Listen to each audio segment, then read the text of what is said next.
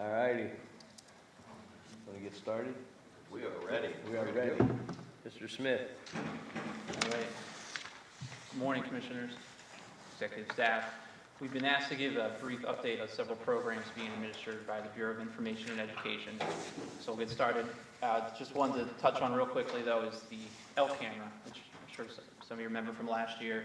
I'm happy to report that is up and running. I was looking at it this morning. We've been working with the North Central there, and Barry Zafuto gets a lot of credit for the resources he's given us to make sure that happens. And we'll be in a position to go live with that shortly and keep it on through the fall until Columbus Day would be the goal. But it's a great opportunity to show people what's happening up there in the North Central, hopefully drive some tourism as well, and show the work that's being done on that game lands and in that area. Another area that Matt asked me to touch on will be YHEC, and I know that was something close to Commissioner Fox's, near to his heart, and I asked Andy Huser from our Hunter Trapper Ed Division to come and give an update on that, since Andy was there in the trenches with that program for a week or so. So, Andy. Hey, good morning, everybody. I think I'll save YHEC to the end, but we'll go through the Hunter Trapper Education update real quick. One of the projects that we've been working on has been transitioning to and adding an online-only Bowhunter education course as an option to students. So as part of strategic plan goal 5.2, the goal is to get all of our advanced programs at least offer an online option by 2018. So we're well ahead of schedule for that, but let me just share with you a video just to highlight what we have in the Bowhunter Ed course right now. This is just a promo video. Ours is similar to, but not exactly the same as the other Bowhunter Ed. Bowhuntered.com. So you're new to archery, and you want to stay safe, right? Shooting someone else can happen. Whoa! Well, these videos are part of Bowhunter Ed's official training, covering everything you need to know to stay safe out there. It's not so simple if your leading hand is in the wrong position. Put that thing away because you're endangering yourself and your partner. But that's not all, because we take archery education to a whole new level. Shoot or don't shoot. Let's look at another. And you see, we're not just actors, we're educators too. That's our ground blind. That could really damage your bow. Safety. With smarts. Success. So take a look at your target. Is anyone in your downrange field of vision? Nope. Too high. We are having Thanksgiving this year. That's one of the reasons we're out here practicing. So what are you waiting for? Get started today. Sign up at bowhuntered.com. Bowhuntered.com. So it's very similar to what we have for the basic course. A lot of the videos, interactive activities that you would find in the basic HTE course, they've been adapted for archery situations and what you'd encounter that way. So very similar to that. So just the highlights of it, it's again supplementing what we have for in-person successful bow hunting courses. It's not replacing them. It's just another option for students, just like the online HTE course. Again, developed with Colloquially Enterprises, who we partner with for a lot of stuff. It was launched on 8/17, so it's fairly fresh. We haven't really quite yet promoted it. We've had some students trickle through just by the advertisements that Colloquially has put out, but we have yet to put a social media push. That will be this week. We'll let people know. We delayed the launch of this until this August time frame when their demand for the archery course is the highest, so we should link up with that pretty well. Some of the other highlights, the course, yeah, go ahead. Will this work for, let's say, people on the border to go hunt in New York State, whatever? That's exactly why we developed this. So you know that we don't have a legal requirement to take this course to hunt with a bow in Pennsylvania. States on our borders like New York, I believe New Jersey as well, require that certification. And that was one of the major complaints we heard from the public was that, hey, I need this course to hunt in another state, but there's no courses offered. Or the only course that's offered is 3 hours away. So we designed this as a way to answer those people. Even though it's not a requirement in our state, we have people in our state that need it to go elsewhere. There's even some properties in Pennsylvania, some military bases or townships that do require it. So that was one of the driving factors for us to go this way. Yep, works in every other state.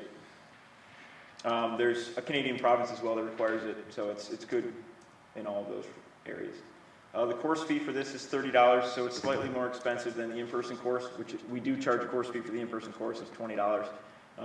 This is totally borne by the student. There's no cost to the agency for this class. We limited it to Pennsylvania residents only. The age limit is exactly the same as the online Hunter Ed course. It's 16 and older. The pages are timed as well. You can't just click through it. There's a counter based on how much content is on the page to ensure that you've read the content before you can move on to the next page. There's a 70% minimum quiz grade, so at the end of each chapter, there are 9 chapters. At the end of each chapter, you need to take a quiz. If you don't get a 70, it redirects you back into the material that you missed, and you take the quiz all over again. Exactly the same as the online Hunter Ed course. And again, also the same as the HTE course online, 80% minimum to pass the final exam. Just like the other online course, it's got interactive scenarios and videos that you saw. In that promo, there was some interactive shoot, don't shoot scenarios, lots of videos in there. And 8 other states offer completely online Bowhunter Ed. There are 11 states, I believe, currently that require a Bowhunter Ed certification to hunt with archery equipment. 8 states offer it online as an option. So that's it for the bow course. Just some other points to make about the basic Hunter Ed program. So we are showing a continuation of the decline that occurred in 2015, although we have yet to hit our busy season. So hopefully we have a better fall in 2016 than we did in 2015. But so far we are down just about 3,000 students in the in-person course, but we're up about 500 students on the online course. So that's basically a continuance of a nationwide trend. So 33 states experienced a decline in 2015 over 2014. And again, we don't have a full year's worth of data for 2015 because the online course launched in February. So the increase of 500 students might just be the fact that we have a full year-to-date range for 2016. But again, it's a nationwide trend. Over 2015, between 2015 and 2014, we lost 17,000 students as a nation. So hopefully that's only an indication of changing demographics and not so much the decline of hunting, but I guess time will tell. And some of that could be, we had talked about that, some states are requiring HTE for concealed carry purposes as well, Right. which may be boosting their numbers a little bit. So if you were comparing apples to apples, that decline would be probably greater than just the 33 states. In Pennsylvania, that's not a requirement for concealed carry. I think you said California it is. California's a big one. Some of the other northeastern states, Connecticut, Massachusetts, before you can apply for a pistol permit, you need to have taken a firearm safety course. And people have realized that hunter education is a lot cheaper and it's a lot more accessible than some of the other safety courses that are out there. So that's boosting numbers in some states, but it's hard to pin down the reasons that people are taking it in a lot of cases. Similar to the online bow hunting class that Andy showed, we're going to be developing an online cable restraint class as well, with the plan to roll that out in December timeframe. One of the nice things about these online classes is they give the user the opportunity to go back and review the content.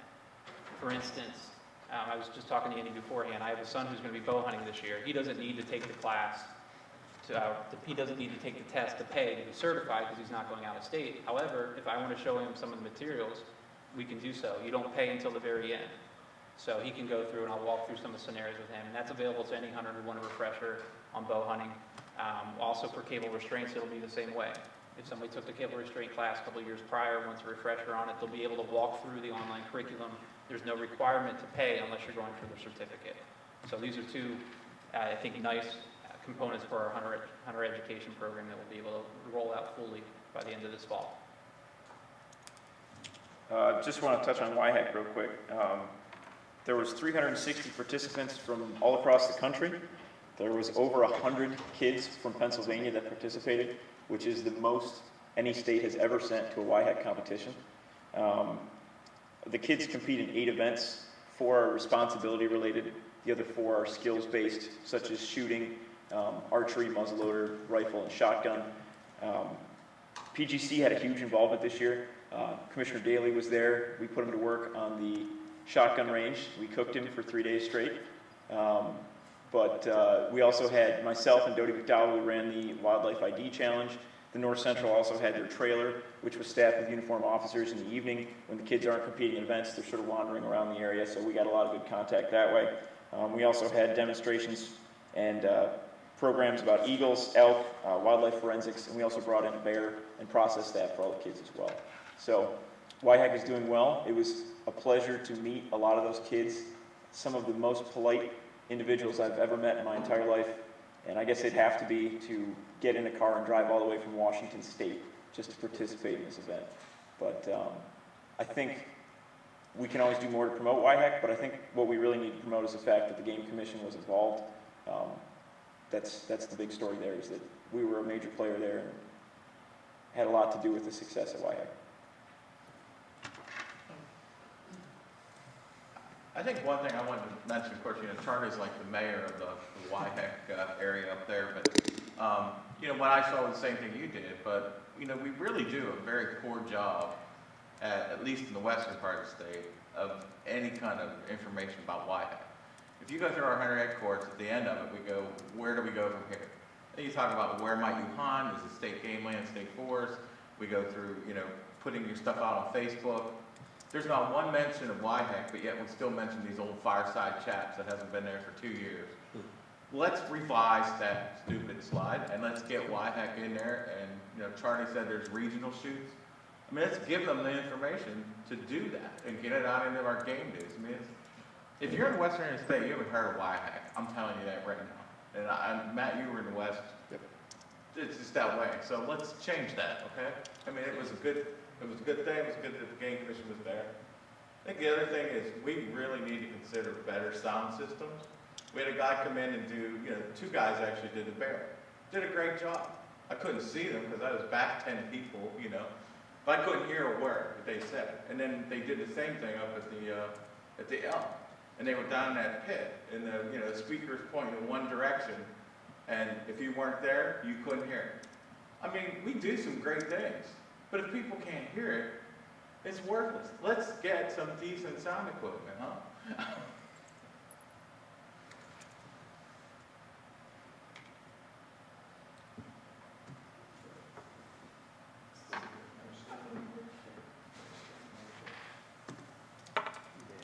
We can get the budget authorization for that right now. We can get a budget approval for that, new sound equipment. A couple of Bose sound systems for them.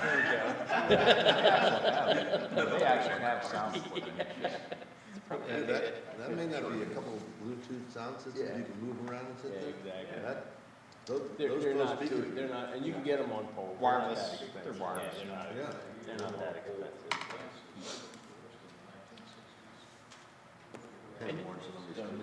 Any other questions on Hunter Trapper Ed? If not, we'll move on.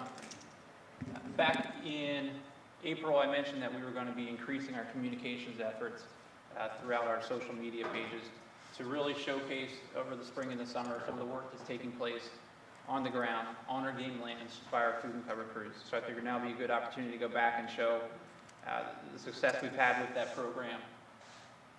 For the past couple months, we've been showing improvements to roads.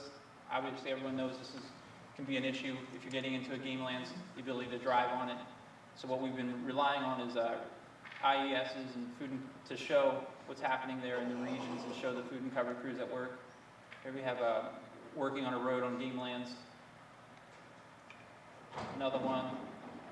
What a difference this makes as far as traffic, finding areas, the park, whatnot, improving the roads, bridges, another big one, providing access into these game lands.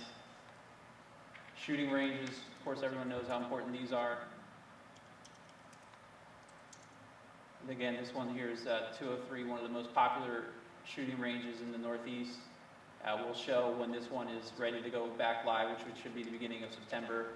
Just letting our hunters know what's happening as far as infrastructure improvements on our game lands. And then, of course, habitat projects as well.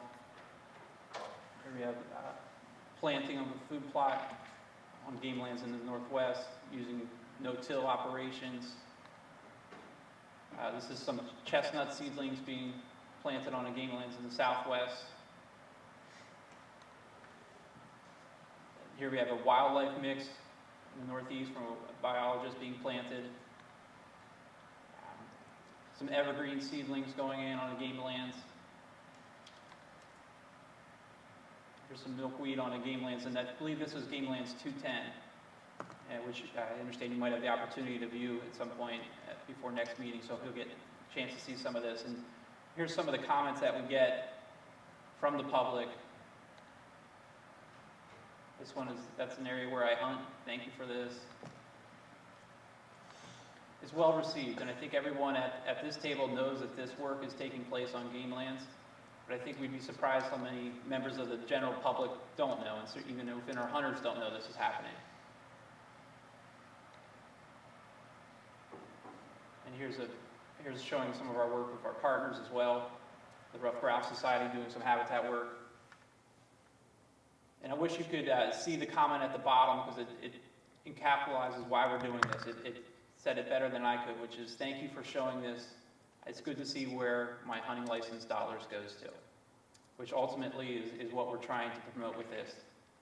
Certainly it's important at any time, but at a time when we're asking for hunters to potentially spend more on a hunting license than they have in almost 2 decades, I think they need to know that those dollars that they spend go back into the ground for habitat on our game lands. They go to habitat, they go to bridges, they go to road improvements, they go to shooting ranges.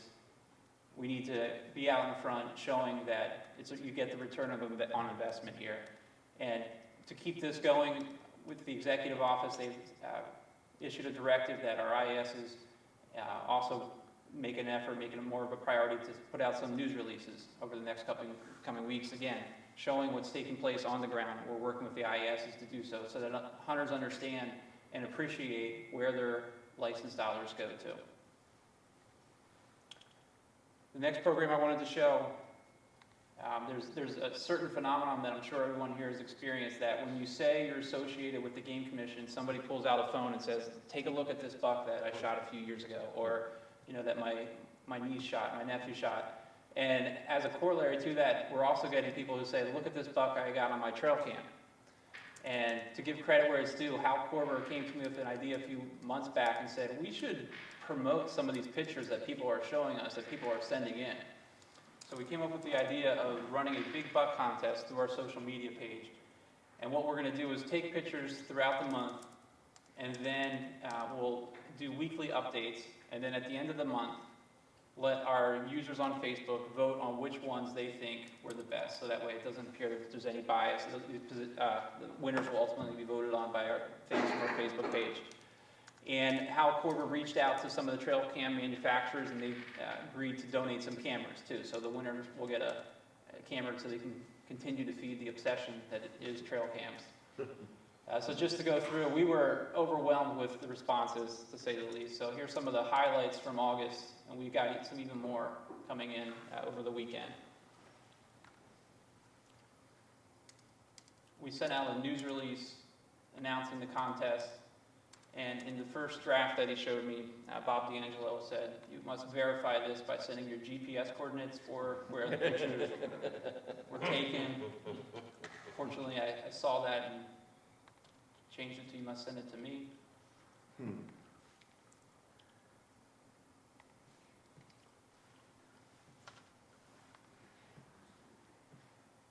But these are just some tremendous Pennsylvania deer that people are sending to us, saying, take a look at this, you got to see this.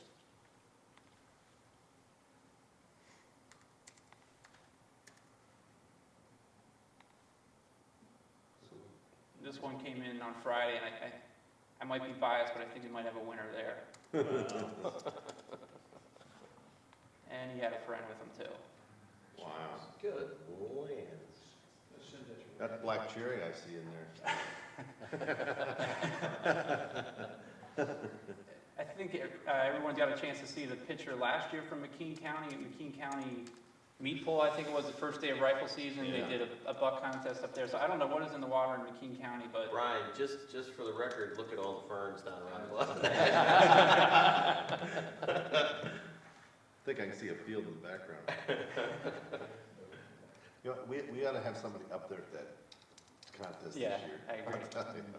And the response has been overwhelmingly positive, but it's interesting because I guess in a way this is art, and all art is subjective, right? Because it's interesting to see the interpretations people put on it. We're not making any comments. We're not saying that there's a buck like this behind every tree. We're not saying anything about population level. We're just saying these are the pictures that were submitted to us. And of course, we're getting, some cynical comments like, oh, these aren't Pennsylvania deer, but anybody who spends any time up in the big woods area knows that's big wood habitat back there. That's, what that area looks like. Probably my favorite comment was, you're just trying to sell licenses and this is false advertising. Because there's no guarantee that those bucks will be there in rifle season. Oh, As if a buck that's not seen in rifle season doesn't really hold any value in and of itself, I guess. maybe we should start a special license, but it comes with a guarantee. Right. But to me, I look at it with a little historical perspective. Understand I don't have as many years as even the average hunter, but I can remember hunting in a county adjacent to this where you were told, make sure you glass behind the ears because we're just looking for this, right? This was legal. Right, yeah. And, not 20 years later, now to think that there's buck like that to run in that same area.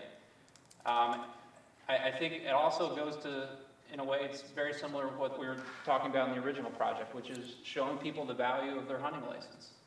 And I don't know of any other place where $20 gives you the opportunity to go spend 2 weeks chasing a deer like this. So we'll certainly promote it. This was just the first month. We weren't sure what kind of reception it would get, and it's been overwhelming. We'll put the winners, we'll promote them at the end of the month, and we're also going to put them, we'll do a photo spread in game news as well. So Can we redact the That's your trail camera right there. How many photos have you, or how many people have submitted photos? well over 100, just about every county's been represented too. So Are all those going to be displayed on the webpage? everyone that submitted, probably not. We'll have to narrow it down to some. Why? That'd be a good one. It'd be a pretty big file. We could put everyone that's up there. There's been, like I said, over 100, and it'll keep growing. Yeah, but I mean, if they were thumbnail in there, you can pull them up. We could pull them off, yep. Just put them on as a thumbnail, and I think it'd be good for people to see the ones that they sent in. We're hoping to get somebody who sent one in and then shows a picture of harvested as well. That'd be a pretty neat story, yeah. Really neat story. All right, that's all I had. If there's any questions. Okay. Thank you. Thanks, Steve.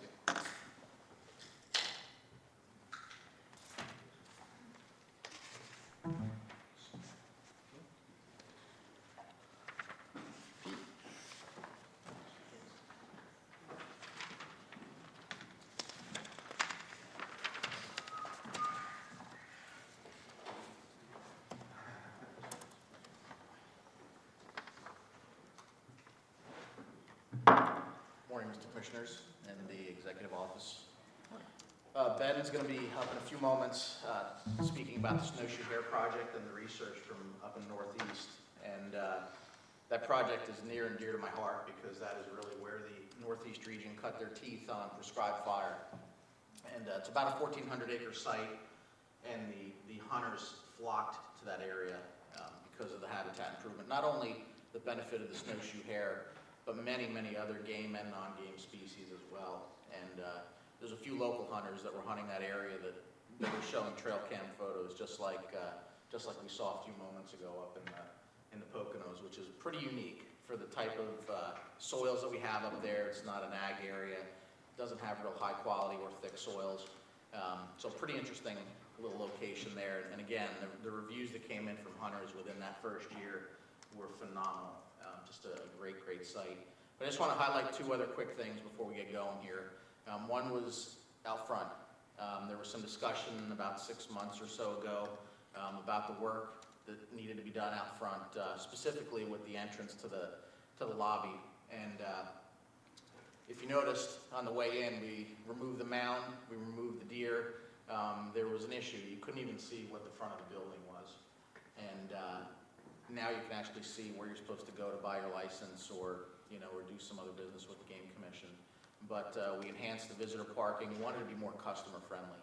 And I think we've come a long way in doing so in the last few months. So with direction from Matt and some of my staff being involved in that project, I think we've stepped ahead quite a bit by doing what we've done up there. It's pretty interesting to see people taking selfies out in front of the deer now because they've got Pennsylvania Game Commission in the background and the 2 deer. It's pretty neat. The other thing I wanted to mention briefly was the State Game Lands Hunter Access Initiative. And for quite some time, we've talked about access for hunters with disabilities, as well as the general hunting public. It's something that we've been pushing ahead as an agency for quite some time. Well, we're reaching out to the public now to try to get some input from them. So there's going to be 6 comment opportunities throughout the Commonwealth over the month of September, plus they'll have access to a PowerPoint and an opportunity to comment online as well. So we're going to see a news release coming out here shortly. The first of these comment opportunities in the region is going to kick off next week. But we're really excited to see, what direction, where more hunters want us to go. And we've heard from both sides. We've heard hunters that say, keep the gates locked. Those are the places I like to still hunt. I like turkey hunting along those areas. And then we've heard the other side of it from hunters that say, I'd love to get in just a little bit further. Whether they're a bird hunter that knows we've done some great habitat improvement way back in, and they just don't want to walk the 5 miles because they know they'd wear out their dog by the time they get back there and get back out to the road. Or it's a hunter that just can't physically drag a deer for 2.5, 3, 4 miles. So we want to hear that. We want to hear all those comments and then really form a good solid direction on moving ahead. We're in the process of evaluating road surfaces out there to see what kind of roads can handle potentially some more access.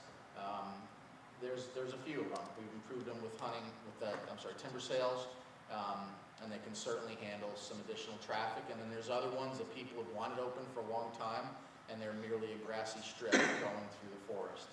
So we're trying to get a feel for what our hunters are looking for. And again, the results of that are going to be really interesting and help guide us with future management decisions on the game lands.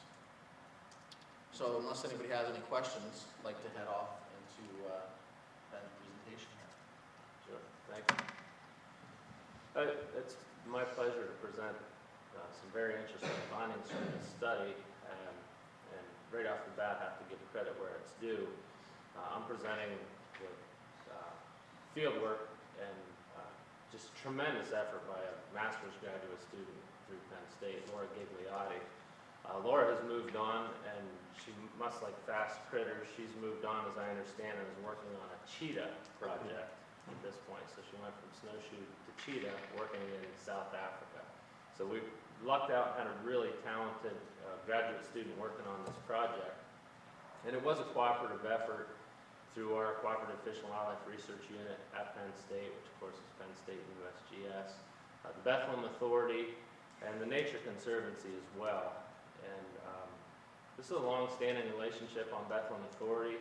It's almost 2,000 acres. It's a hunter access cooperator for a long time. Pete can speak to that. He forged this relationship back when he was a conservation officer, and then kept it going as an LMS in the Northeast region. So the thing that brought about this snowshoe hare study, as you all know, we've briefed you on this in the past, we're in the middle of a huge habitat and really ecosystem restoration effort. And these are our pitch pine scrub oak barrens communities, as they're called. And these are among some of the most diverse communities for plants, insects, and wildlife anywhere in the globe. And they've been drastically reduced over time. And northeastern Pennsylvania is one of the strongholds of the remaining habitat out there. So we're in the middle of this ecosystem restoration. And snowshoe hares, among many other species, Pete mentioned the game species, snowshoe hare among the focal species in those habitat types. So we wanted to learn more about how they were responding to our restoration efforts.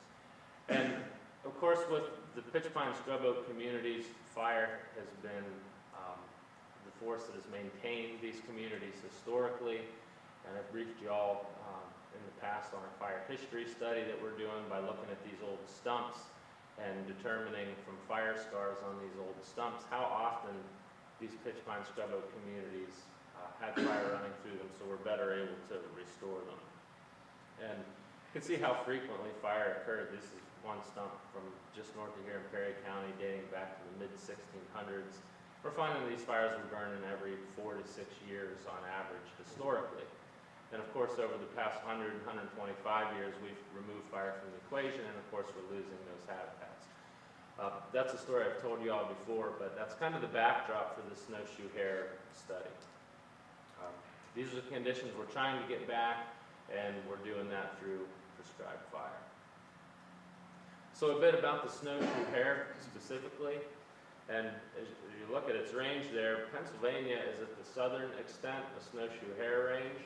Now their historic range did stretch down here through the Appalachians, mostly at higher elevations, and that pretty much holds true today for a lot of Pennsylvania, more northern areas, northern elevations. But the core of snowshoe hare habitat is up here in central and northern Canada.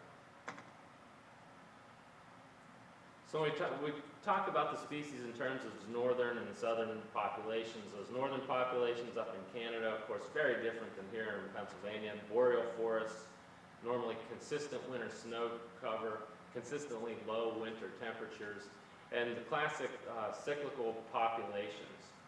Another boreal species that behaves this way in the northern parts of its range is ruffed grouse, where you have real pronounced 10, 20-year cycles on these species. Now compare that to here in Pennsylvania. At the southern extent of its range, we have mixed forest types. We don't just have all boreal forest. Obviously variable winter snow cover, variable winter temperatures, and our populations here have been shown to be non-cyclical, or at least at the very best weekly cyclical in their populations. So the southern extent of their range are very different than the northern extent of their range. And this is a species that in the last Wildlife Action Plan really came to the forefront as a species we're concerned about.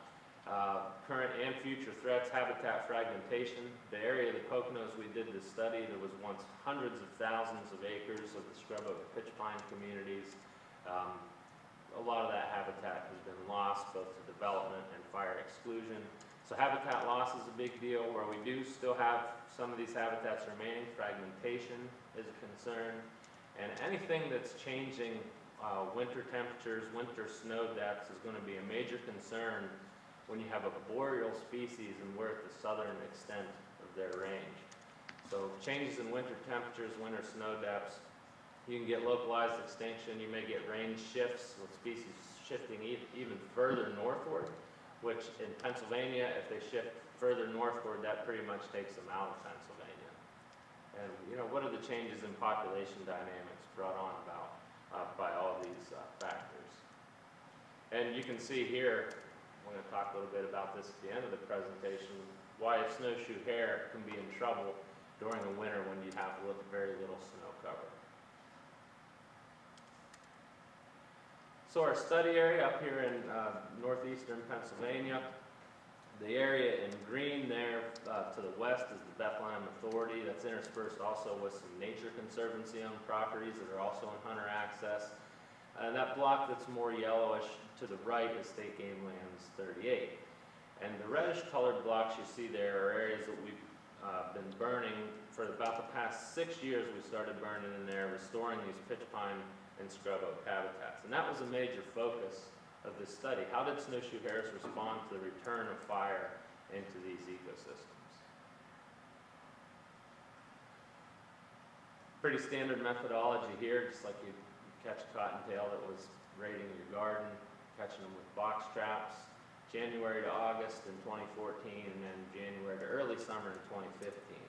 And these researchers caught a ton of hares. This was a tremendous sample size, among the greatest sample size for collared hares that's ever been done. 42 of them were equipped with GPS collars. And this was the opportunity I got to be an old salt on this project and talk about back when I was doing wildlife research, we had to go out and radio track these things with headsets, and I would be lucky to get 3-4 locations on an animal per week, and a good week. Well, I'm outdated. And you can get multiple locations per minute if you wanted them with GPS collars. Due to battery life, you can't do that, but nonetheless, you're at least able to get multiple locations per day, and this is what you end up with. These are hare locations, and they're overlaid there on a habitat map on the backdrop. And you can actually see those red areas are the burned areas. So these are the locations for an individual hare, and of course we create what's called this home range. And when we overlay that on habitat, we really get an idea for how these critters are using their surroundings and how we can better manage those habitats. So with having handled this many hares and captured them, we also get some other insights. Body condition of hares in this part of their range. What's their survival here compared to the northern parts of the range? What are their home range sizes, of course, and what are the habitats they're using? So a few results here. This is their annual survival, about 32%.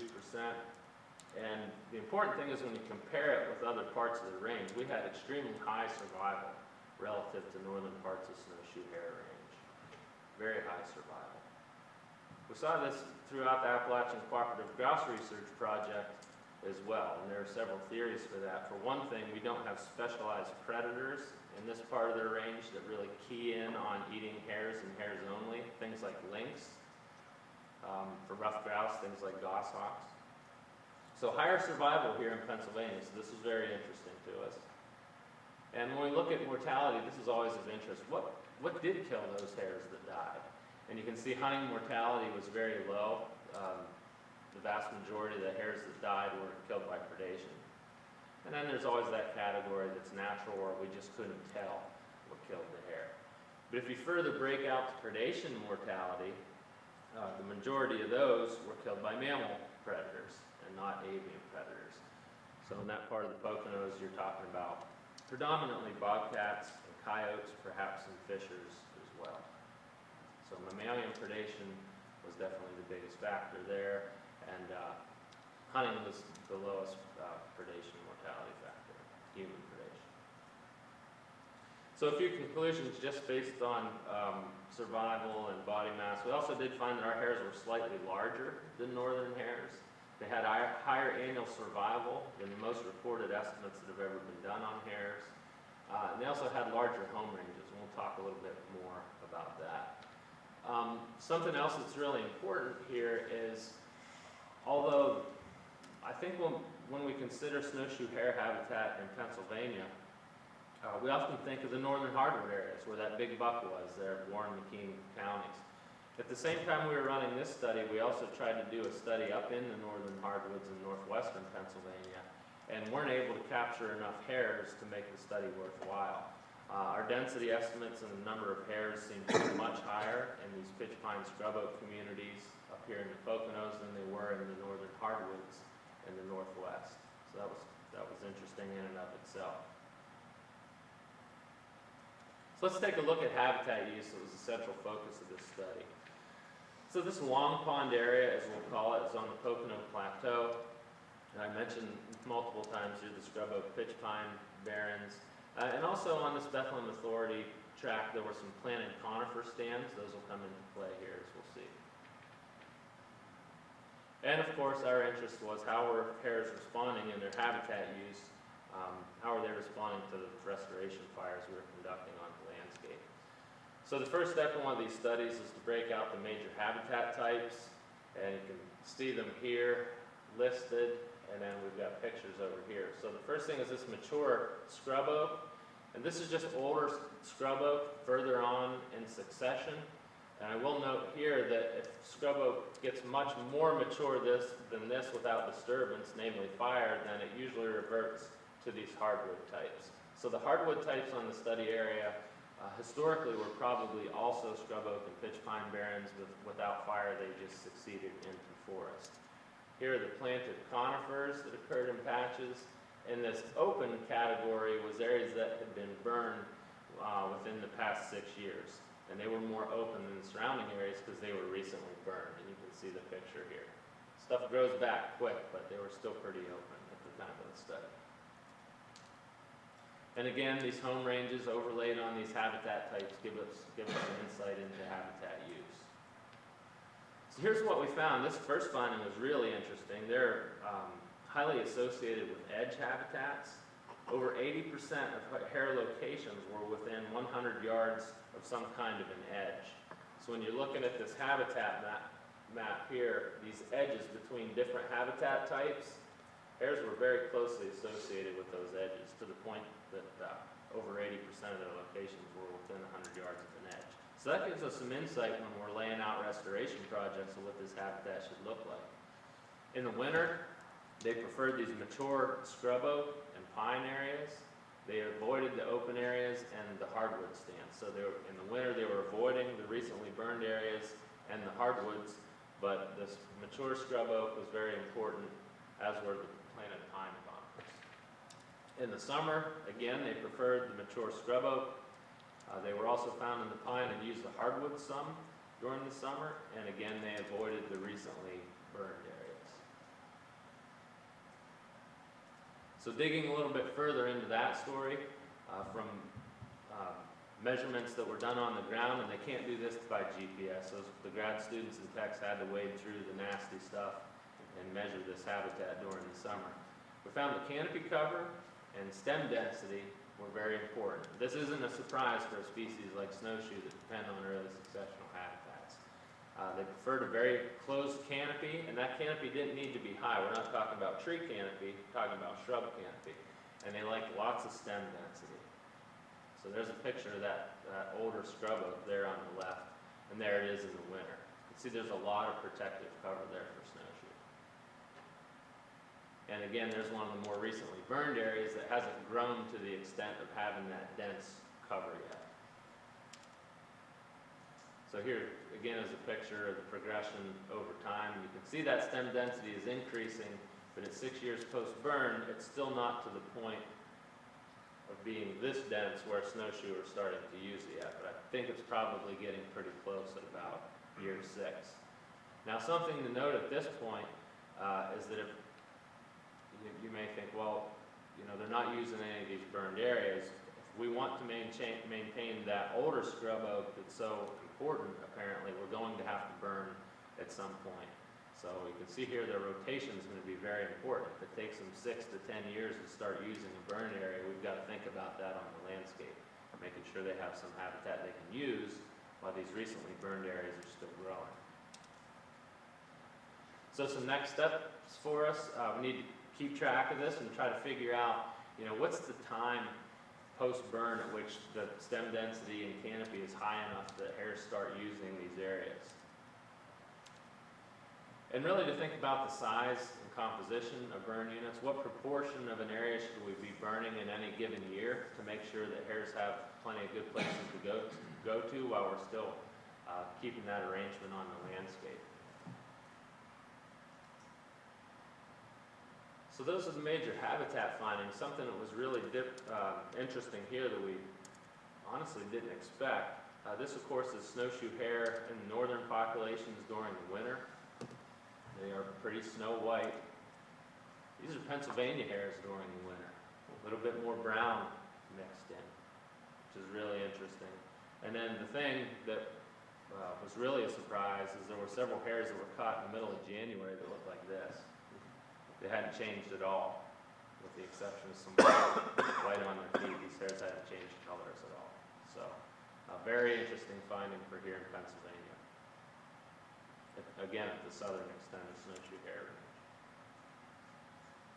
So there are obvious differences exist in populations based on latitude. Our hare populations here are quite a bit different, habitat use-wise and population-wise from those in Canada. And of course, it's very important for management to consider these local factors. If we had managed this population based on what we knew from northern studies, I think we found that wouldn't be appropriate. And finally, hares preferred these older scrub oak and pine stands, and the question remains, when do they reoccupy those areas that had been recently burned? And with that, I can take any questions.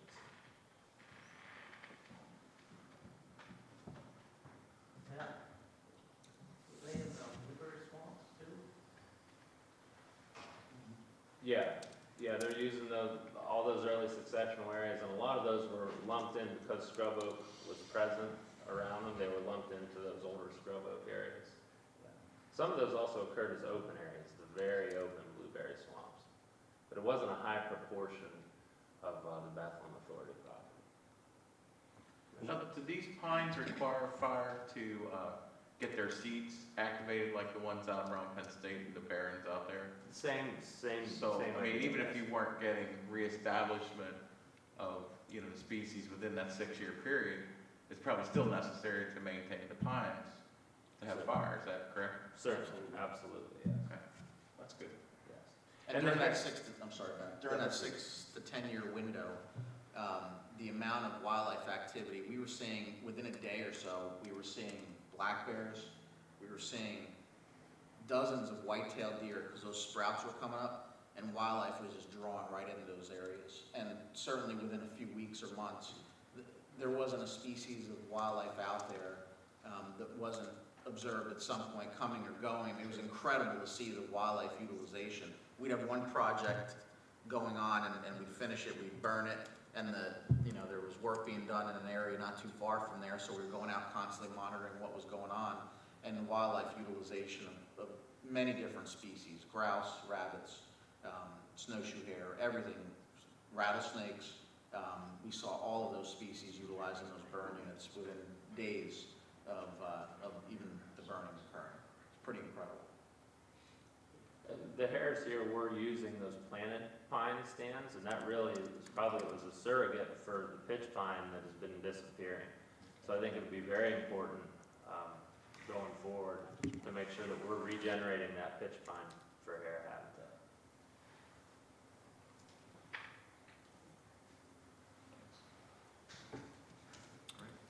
Thank you. Thank you.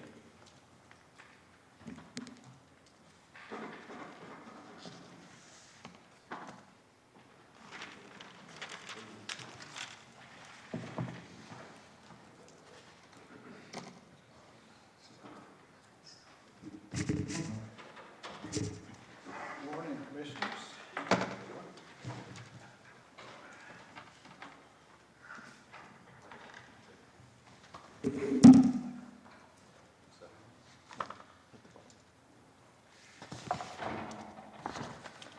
We're going to start out with non-game this morning, and Dan, you're going to talk first.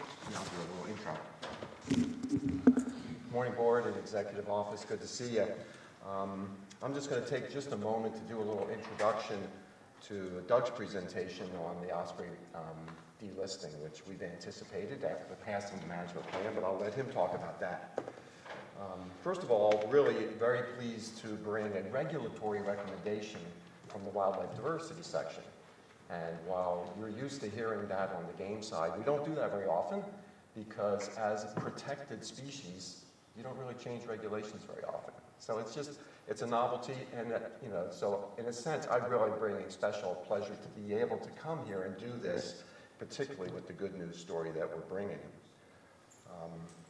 As an introduction, the endangered and threatened species, of course, are the distinction within the protected species group. But I wanted to spend just a moment doing a little review of the regulatory and the historical justification for our work with these protected species. So I'll pass around a handout.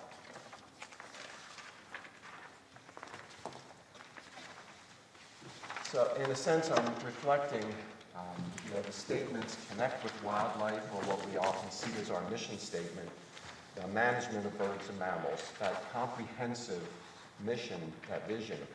And I just very briefly want to review that and look at the legal justification for it, as well as a historical perspective. It really is rooted, of course, all of our regulatory activities are in Title 34 and in the Wildlife Code. And that's an expression, a working out of the state constitution. And the Constitution states that the public natural resources are the property of the people for the benefit of all people. And of course, we know, as the Game Commission addresses birds and mammals, we are working out that constitutional mandate.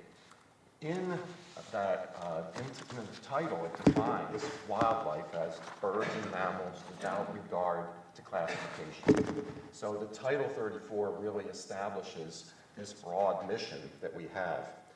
I should say that I worked up this very brief handout with the assistance of Jason Raup, our legal counsel, as well as Kathy Hafner. So we put together just as a primer, just as a review of really what we all know.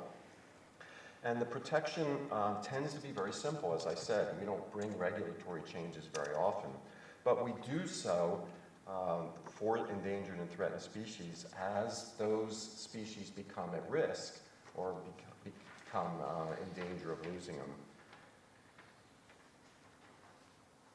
In order to do so, we have to maintain and sustain population monitoring of all birds and mammals. You know, how else would we know which species are endangered and threatened? And when they achieve that level of concern, we of course spend a lot more time with them. So I guess part of the message here is that yes, we do, as the agency's representatives, we do this work for the broad mission for all birds and mammals, and we do give it special attention and time to the endangered and threatened species because they have that protection and potential for regulatory interaction.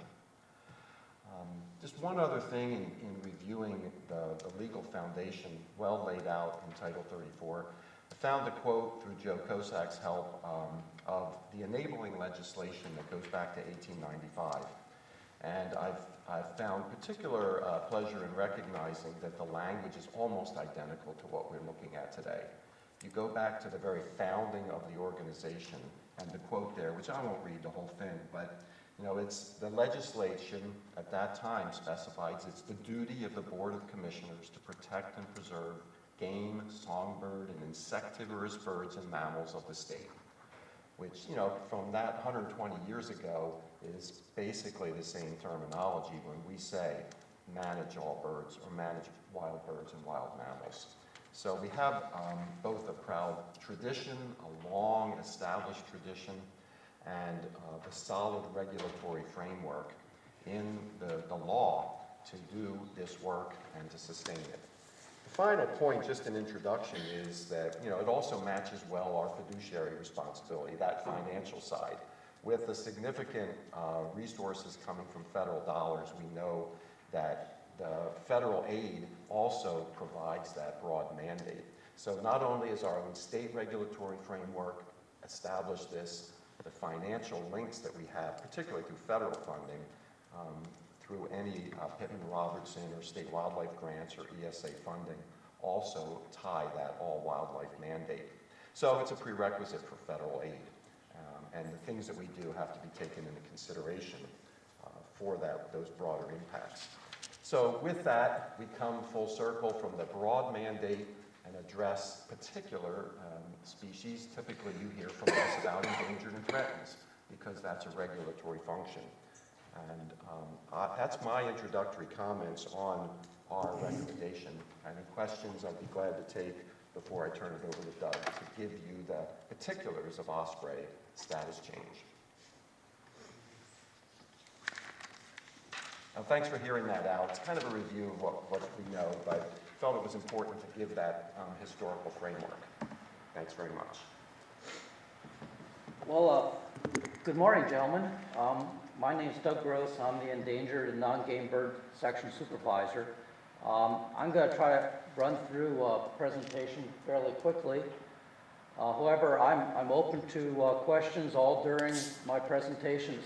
Hopefully we can be a little informal about this, and I'm trying to pack a lot of information to give you a background on our success story. Basically, I'm trying to present this as this is the Osprey recovery in Pennsylvania. It's a conservation success story for which this agency and its many partners can be very proud. And basically, I'm going to give you the bottom line right now. I'm recommending that we upgrade Osprey from Pennsylvania threatened to secure. That's the bottom line, and I'll go through the background of that now. I've had a lot of help with this project, including some people in the room. The environmental review team is here. This has been extremely instrumental to the success of Osprey recovery in the state, for instance. And regional staff like Bill Williams helping out, even with some of the slides I've been giving you. Osprey is a worldwide species, one of the widest ranging birds in the world, and it occurs on all continents except Antarctica, mostly along the coast. And where it's inland, usually at larger lakes and reservoirs, and it's highly associated with aquatic habitats. It's colloquially known the world around as the fish hawk. They feed almost exclusively on fish, and they're quite acrobatic and have a lot of flair with catching fish. They're drama queens. They go into full immersion when they go in and catch a fish often, and they're quite spectacular. It's a very popular bird around the world for that and other reasons. They're highly associated with clean water. And actually, the success of the osprey recovery is as much about the cleaning of the streams of Pennsylvania or any other place as it is about anything. Ospreys are highly migratory. So unlike bald eagles, one of the questions I'm envisioning you asking is how are these similar and different from bald eagles? Ospreys are much more migratory than bald eagles. And the osprey you see in the summer probably spent its winter along the Amazon rainforest or on the shores of Cuba or some other exotic place hundreds or thousands of miles away. An osprey may log more than 160,000 miles during its life of migration. There have been 2 osprey that were abandoned in Pennsylvania that were found elsewhere that were traceable back to Pennsylvania. One was found in Aruba in the Caribbean, and another one was found in Peru near the Amazon River. So these birds really travel far, and that's actually part of the story with osprey is that birds that migrate so much are constantly being threatened wherever they go. Osprey was never really a common breeding bird in Pennsylvania, and prior to its population collapse, and even it was, although my slide says the 50s or 70s, actually one of the last nesting pairs was 1935. We don't have a clear picture of where they nested, but we only have documentation for their nesting in 5 different counties of the state. They were found in summer, maybe 15 counties. And they're highly associated with larger water bodies. But we have lots of large rivers in Pennsylvania, so that accounts for its previous range. Why did it decline? Primarily because of direct persecution, probably. Like all raptors, they were shot by the hundreds by people before they were protected. Also, it's harder to put your finger on it, but poor water quality declines, reduces the amount of fish in streams. Anyone who knows much about the fishing history of this state realizes that all of our rivers and lakes have increased in quality, and the fishing is better than it was 20, 30, 50 years ago, and that's true for ospreys as it is for us. Another factor is just by deforesting the edges of rivers, riparian forest, ospreys build huge nests, usually often in trees, but they also will adapt to our own human-made platforms of different kinds. But by removing all those trees, you remove their ability to nest.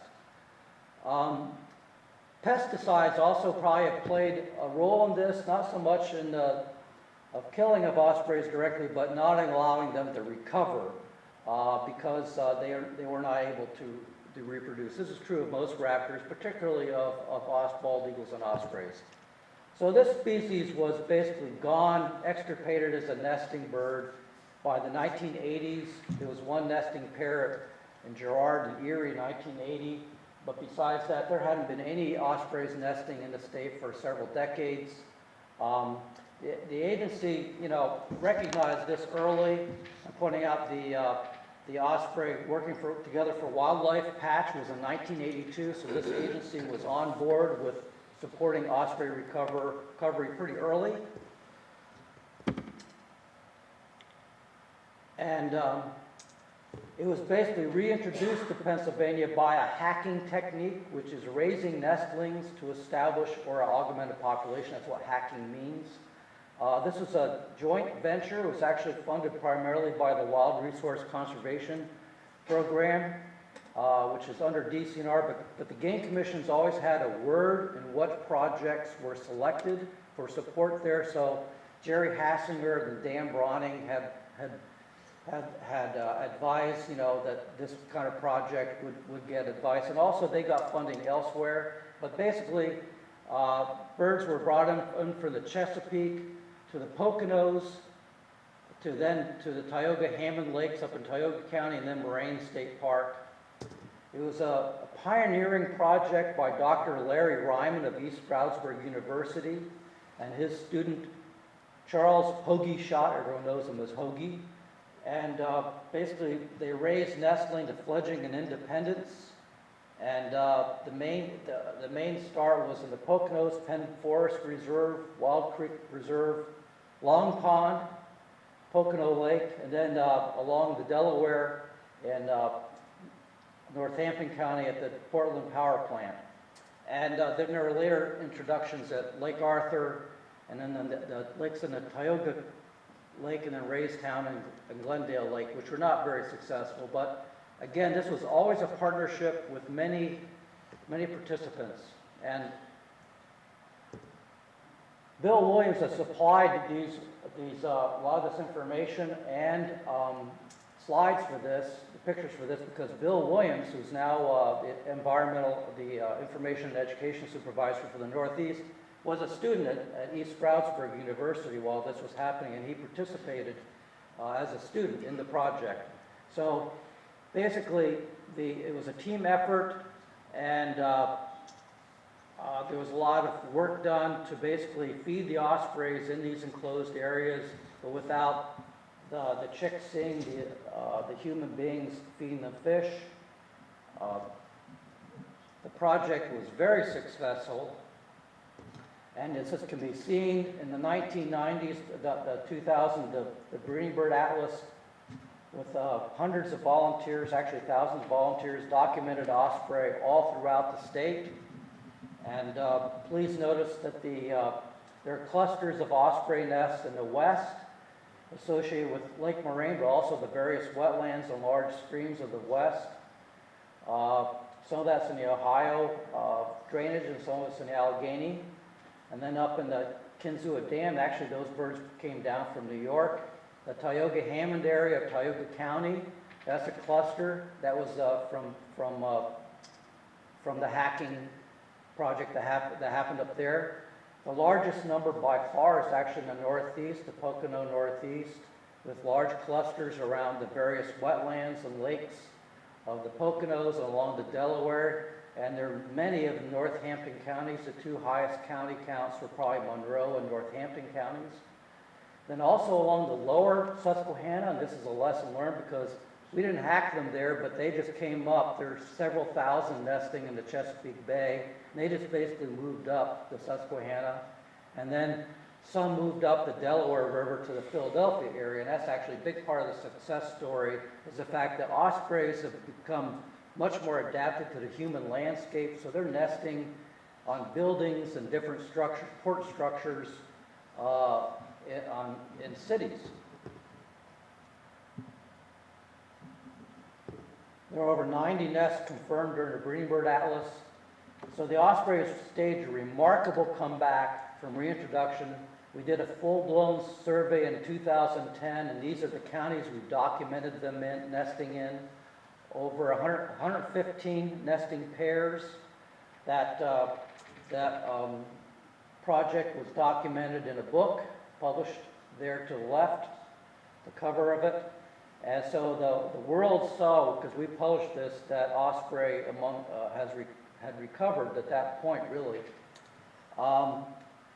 We had upgraded the species to threatened in 1999, and actually one of the reasons this has all succeeded is the fact through our environmental review process, nests were protected. So ospreys nested on a cell tower or an electric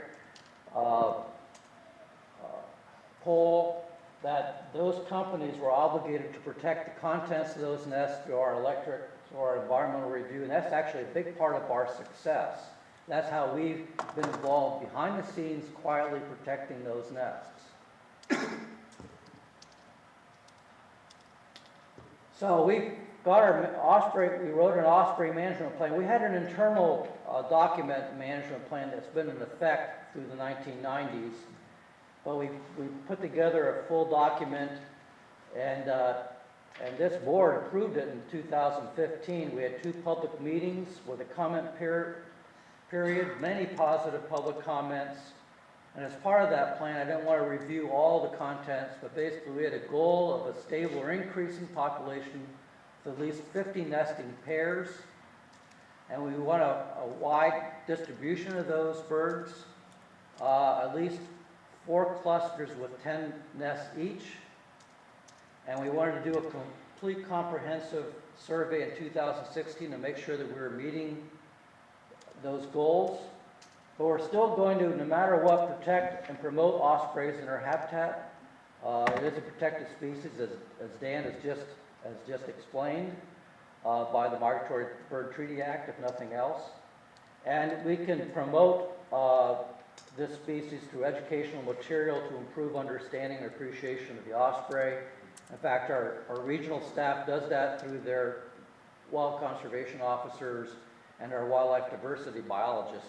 And here's a tie-in here, if you notice that I put the East Stroudsburg University logo there again because interestingly enough, I got Dr. Terry Master to actually author much of the management plan, and he actually had the notes of Larry Ryman, so he actually could use a lot of those old notes to help us write this management plan better, plus he's an astute ornithologist himself. So the geographic perspective here is that it's not just the counties or doing a county count or using WMUs, but we're thinking in terms of the watershed basins, because ospreys are fishing birds and they live on, their world is really based on watersheds. And this demonstrates the increase in osprey populations through the years. We labeled 2 of the bars here in sort of a different color, sort of a purple, just to show that we really didn't do a full survey those years. We just basically asked people to send in data. And we still got enough data during those 2 years, 2013 and 2015, that we could have met our goal of having over 50 nests and 4 watersheds with over 10 nests. So in 2010, we had 115 nests, and this year, drum roll please, we found, and we're still counting because we're still receiving data coming in. I received a package, an envelope on Thursday with 6 nests from a volunteer. Volunteers, you know, it's gradual, their participation. And at this point, we have 149 active nests in my tally for this year, which is a huge increase even over 2010. And we're still counting. We have over 10 nests in 6 watersheds, not just 4, but 6 watersheds. And as you can see, we have them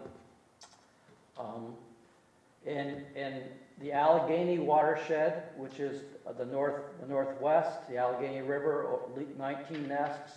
The upper Ohio and Beaver River, that's we have 23 nests there. In fact, interestingly enough, it's just not Moraine State Park. It's actually they're nesting along the Ohio River and Beaver River in industrial parts of Pittsburgh and its suburbs. They're nesting on old factories, everything like that. As long as they've got clean water and no one bothers them, they're okay. We just have a few in the Monongahela watershed. The upper Susquehanna watershed, which is basically the Tioga, Hammond reservoirs, we have at least 25 nests. They're even nesting at the edge of towns and back of hardware stores, on a cell tower or telephone poles. The lower Susquehanna, mostly along the rivers, we're also at Cadora State Park. The upper Delaware, they're just all over the place along, in fact, we're probably, even with 46 nests, we're probably not getting every nest because many of them are at lakes and ponds that are in private preserves. And we may find, I was going to ask my friend here, Pete Sussenbach, if he knows of any osprey nests near where he lives, because we might be even missing a couple nests up there yet, and we have 46 on our tally. They're doing very well because that landscape fits osprey very well. They like lakes. And the lower Delaware, which is, they're even nesting in several locations along Philadelphia. One of our challenges is that if your ship sits there too long, they'll build a nest on top of the mast. They nest on port, on various buildings on the port, and they've become pretty adjusted to the human landscape as long as people don't bother them. So we believe that Osprey has met the objectives of the management plan for upgrading from threatened to protected or recovered status. We have a stable or increasing population. We've, at this point, 149 nests, which is probably more than we've ever had before, and that may be an undercount. This is a magnificent success story on the part of all conservation organizations in the state, including those that protect watersheds. And we have over 50 nests and 2 consecutive surveys. Actually, the first survey we only had 50 nests, 10 nests and 5 watersheds, which I've marked with little crosses there. But in 6 different watersheds, we over 10 nests. And this is really good, and one of the reasons that this is good is the fact that it gives stability. If you happen to have a big storm or a pollution event at a big lake or something, and this can happen, you might get a population wiped out, but you'd still have enough of a population. You have a pretty stable situation that would still be secure in the state. So here's the definition of threatened tonight. It's there for you to read, but basically this species no longer meets this definition. It no longer has small numbers, over 140 nests. It's not small for this species of this size. It's probably more common now than it ever has been. We've actually, one of the things I like to say is that we humans have created more habitat for osprey because most of these ospreys are actually living by reservoirs. Those reservoirs did not exist 100 years ago. They're nesting mostly on cell towers, poles, human-made structures. Buoys, if you set anything down long enough, they would build on it as long as you don't interrupt their nesting.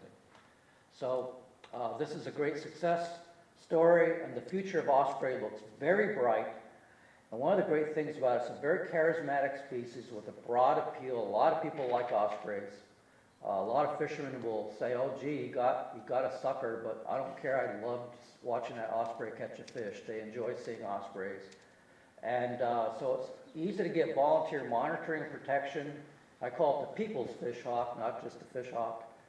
It's well adapted to the human landscape as long as you don't bother them. And also another thing is that they're sort of dodging. Eagles actually muscle them out, to be kind.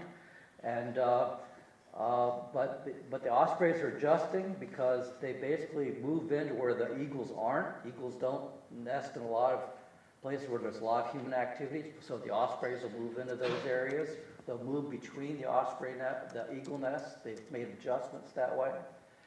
There are several clusters of nests, and it's a flagship species for water quality, for which we have many partners, many advocates for water quality in this state. Many sportsmen want their watershed to be clean, and an osprey is a symbol of that, as well as the bald eagle.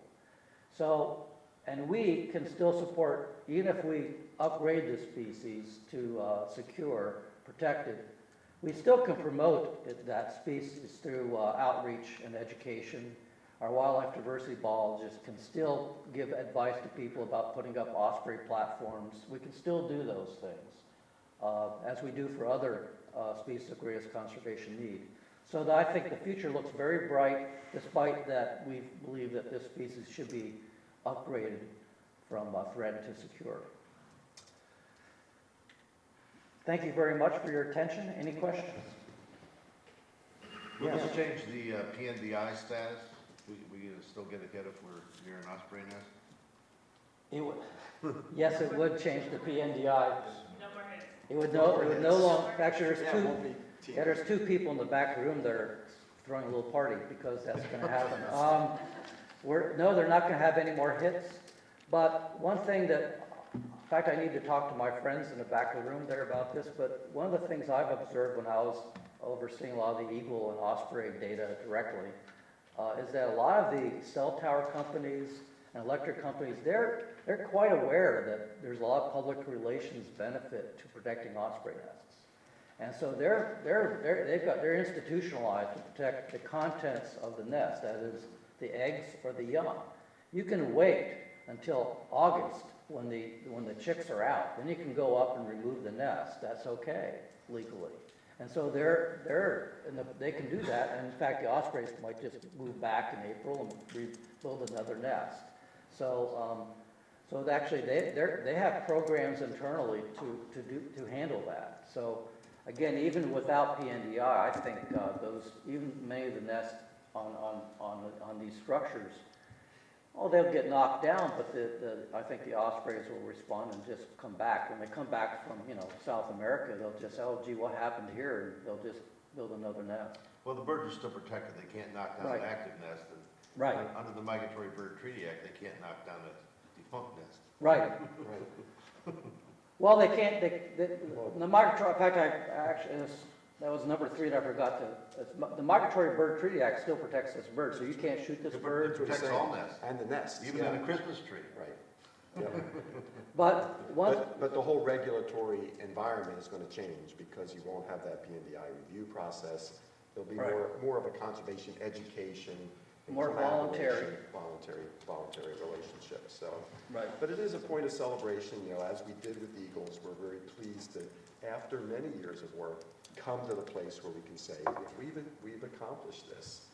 And but we will when we bring this forward for delisting, we will also bring forward a proposal to change the penalty, the restitution for it, right? So that it doesn't become just a $100 bird. Like we did with the eagle. Very good. Yeah. Good work. Thanks very much. Okay, thank you. It's our pleasure.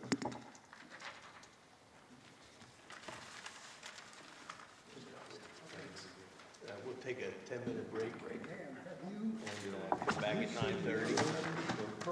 I never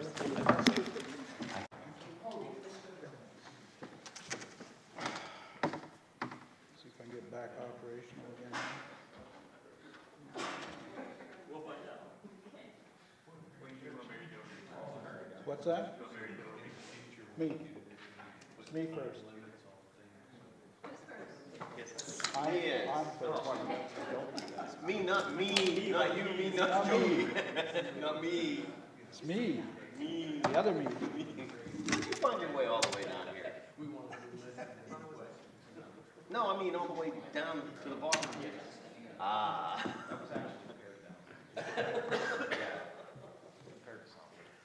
We all set? We got everybody we need? We're missing a few. Go ahead. Everybody we need. Everybody we need. Let's see here. What have I got? I don't know. I don't know if I can make it work. Wayne, I think I minimized everything. You did. I'm going to try to maximize something. Well, see, I'm such a minimal person. Now you messed up his day. Yeah, I'm totally messed up. Maybe this is it. Technical person up here. Yeah. We just need somebody more technical What than the Wayne. heck? I hate these things with no mouse. How do you make it? Why, no, I just want to pop back up the, see it's minimized here? How do I make it bigger? Yeah, maybe even close it and Oh, I could do that. This might be it, though. Yeah, this might be good. Well, everybody, since Ian Hughes in here showing video, then I figured I'd show some video here too. These are some, my game cameras up near Gameland County. And so we got, I've been seeing plenty of deer, some nice deer. And this is actually public land. Well, that's not. Of course, you know I've been going out with my FLIR camera, but the game camera pictures are mine. So some mighty fine bucks, very, very close to Harrisburg. Of course, I've been going out with the FLIR camera around the state, and it has been noted that I have not been doing quantitative sampling, and that is for a purpose right now. Is this on? Oh, turn it off. Now you just turned it off. You just need to talk louder. And that's louder. And that's for a purpose right now, because we're trying to take a look at the FLIR technology and what we might be able to do with it. And I'm going to just quickly give you a little idea where we're headed, where I'd like to head. And that is distance sampling. Now, distance sampling is a technique that you can use from the roadside. And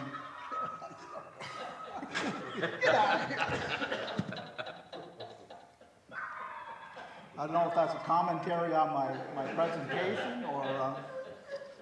I mean, speak things that way. But anyhow... We'll get into cell phone etiquette later. As some of you, as you've heard before when we talked about deer in the spring with our antlers allocations, we go out and sample from butchers in order to determine what our harvest rate is and what the population is using our Pennsylvania sex age kill model. And that model gives us very good precision because we compare that to the survey that goes out that also gives us an estimate of what the harvest is and the population is. And so precision is what we use in order to make sure that we can tell from one year to the next whether or not we've got a change in our population that merits increasing or decreasing the number of antlers allocations we have in any given year. However, in terms of deer density, that model does not provide us with the confidence that we would like to have in order to use that as in discussing what deer densities across the state are. Now this method, if we could use a distance sampling method and perfect that, might be able to give us that kind of confidence in terms of a density estimation. Now it doesn't matter, again, for our model. We've already demonstrated that that model is based upon our forest inventory data, and that we're looking at habitat conditions as well as the numbers that we're getting out of the model. But when we start talking about CWD and down in DMA2, and the fact that the density of deer matters when it comes to animal transmission of the disease, then we might have a reason for, at least in localized areas, having a better idea of what the deer densities are. And so I'm looking at it in that sense. And of course, going around the state, I'm able to see the different landscapes and how that impacts the siteability. And basically what happens in distance sampling is it matters how far you can see. If you're out in a big open meadow, you can see a long ways. But if the woods are solid, you can only see 10 feet into the woods because of the scrub oak and everything else is there, the siteability is a lot less. And so this method takes into account and actually develops an index that provides a way for translating what you see into what is there. Now, again, I mentioned, like in the meadow, top frame up there, you can see a long ways, siteability is close to perfect, close to 100%. On the other hand, you go down into the second slide down below, and it's not so good. And so you could expect that it's not apples and apples. And I'm also thinking about how we might be able to segment road sections into different classes or categories so that we would then do a stratified random sampling method in order to make sure we're comparing apples and apples as we go down the road. And so I've been talking with the people at Penn State who have had experience with this technique. As a matter of fact, a graduate student of Dr. Diefenbach's did a thesis in 2011 using distance sampling, and this was done down at Gettysburg Instead of using the forward-looking infrared, he used a spotlight survey in order to do that. And this map here, he also, which was really interesting, he GPS collared deer. So he also knew where the deer were. And this map here is actually a density map of use density map of where the deer were during the month of November. And you see where it's very black, that's where there are a lot of fixes for deer. And then when it goes down to very light gray, it's a lot less. But notice the patchiness of that distribution. If you look down around the middle round top down that bottom right quadrant, you can see deer using the hillsides and the wooded areas. In that area right below Gettysburg, that light gray area, that's all big open fields and such. And so it's very patchy in terms of that distribution. And that poses a problem when it comes to sampling. Because if you're going to sample and have a representative sample so that you can get a good estimate of the total number of deer in a location, then you have to take into consideration the patchiness and the variation of the locations where deer actually can be found. And that's part and parcel of what I've been doing, looking at things. And I've been thinking maybe we might be able to use LiDAR in order to characterize the differences in stem density, forest density along the roads. And I'll be talking to people at Penn State about that. So there's a little bit more to my madness than just running around the state, taking pictures of deer and saying there's a lot of deer in the state. But anecdotally, I'm pretty happy with what I see as far as the size and the number of bucks that we were seeing around the state. Now, essentially what this method does is it creates a citability function in a sense. One is 100% as good as you can get, and then the farther the animals are from the road, then as one would expect, to be increasingly difficult to see them.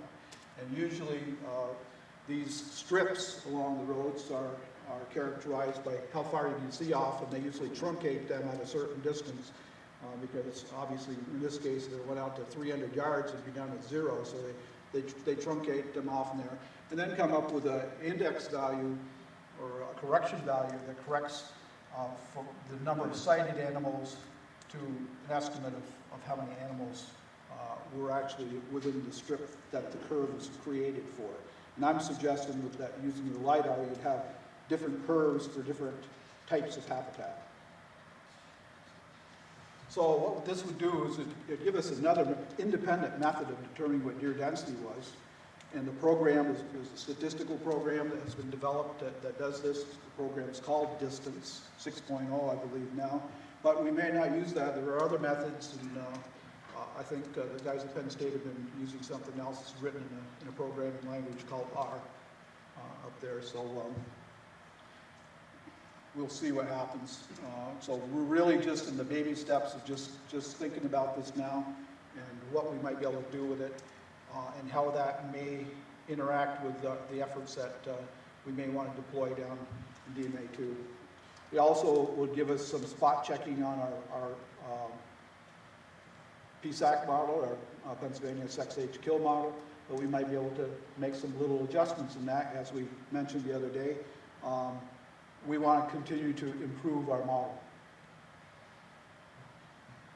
Nobody's set this to you. Now, if we start talking about DMA2 and what we're potentially proposing to try to start dealing with CWD down there, then we know that deer density is will influence the spread of the disease from animal to animal. So we may need to know more about that. We're considering that scenario, where this is DMA2, the yellow hexagons are where we found CWD positive deer so far, of course, as you know. Pretty big area. And just to get into it, of course, we're meeting to discuss communication. I got a meeting coming up on Thursday. I'm also meeting with Pennsylvania Department of Agriculture again on Thursday also, talking about how we're going to work on CWD, what the issues are. between our two agencies. But right now, we've been throwing around different scenarios, but we need to get our feet wet soon.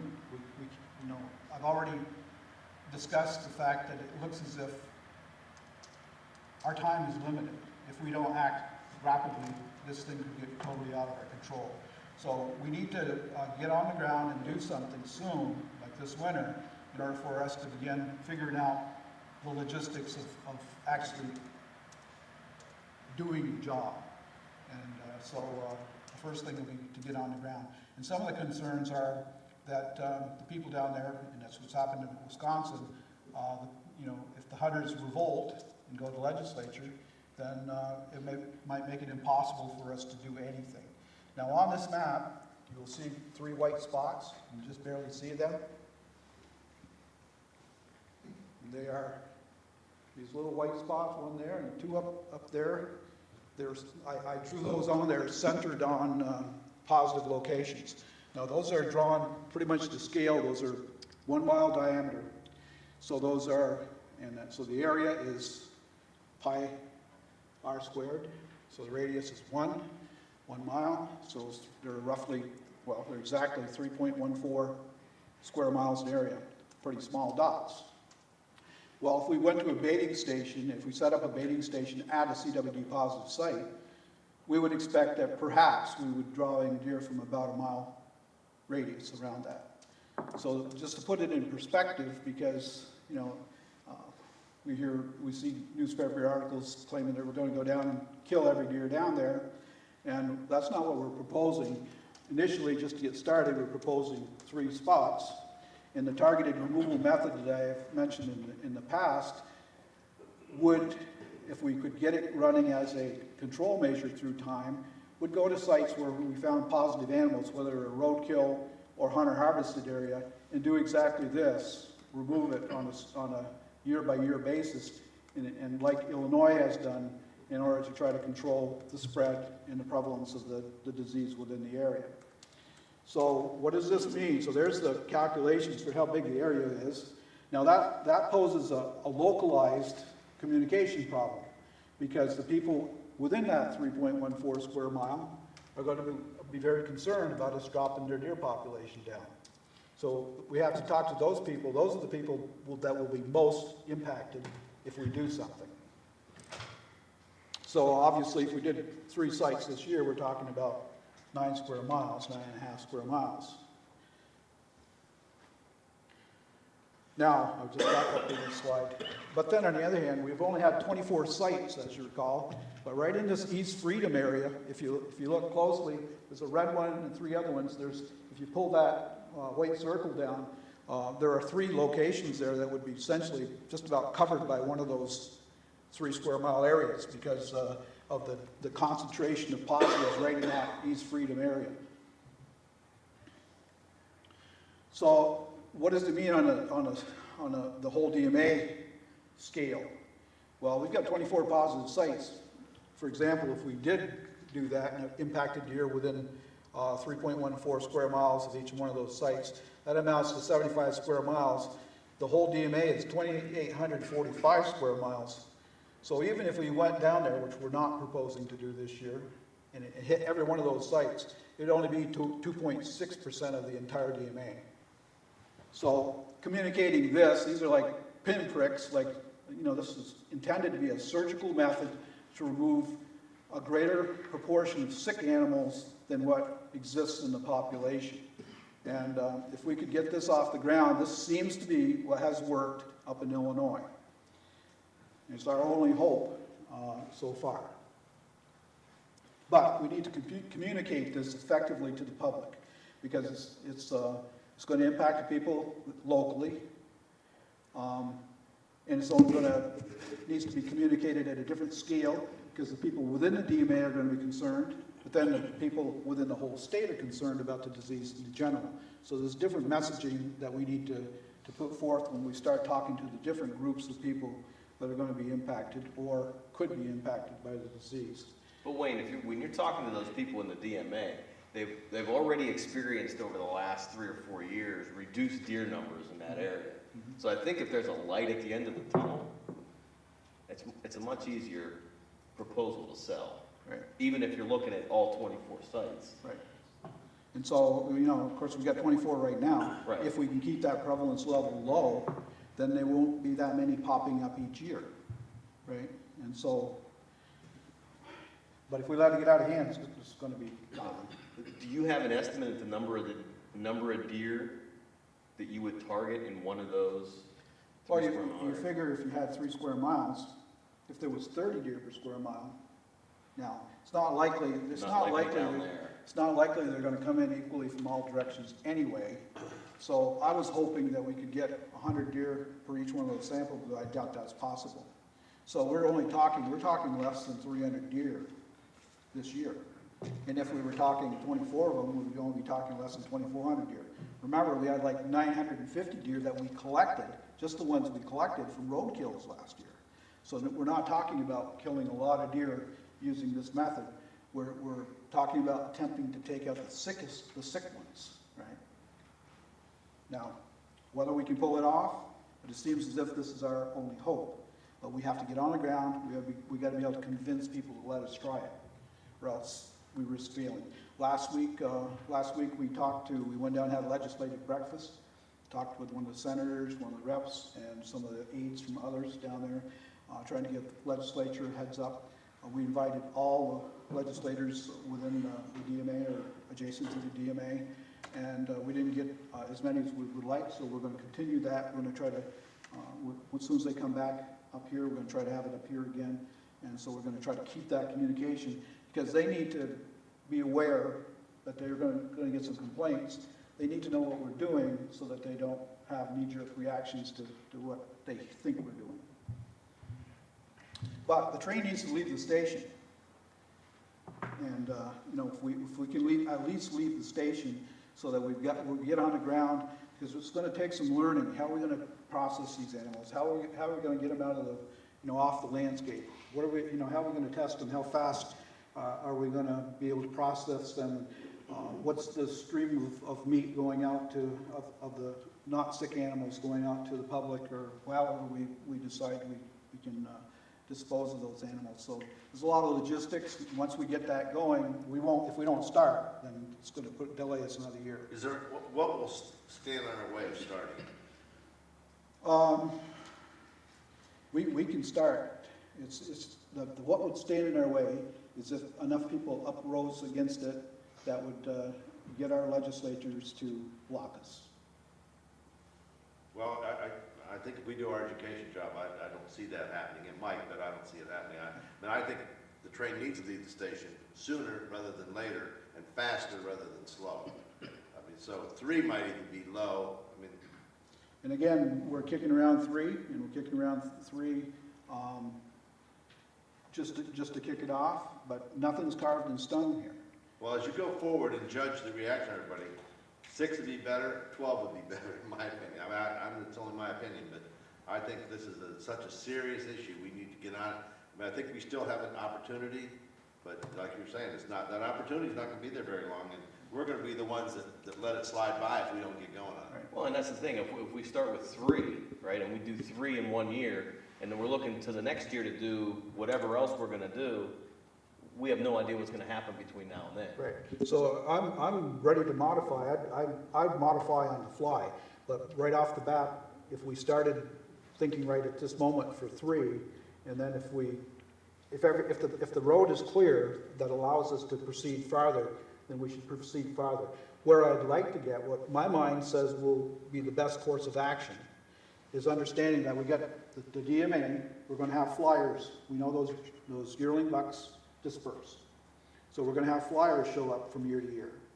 Now, New York and Minnesota, they were able to go in, and when they had new infections with just a couple animals that were sick there, they went in there and hit those hard, and they have not had another sick animal there since. So New York's been over 10 years. So they eradicated it at that spot.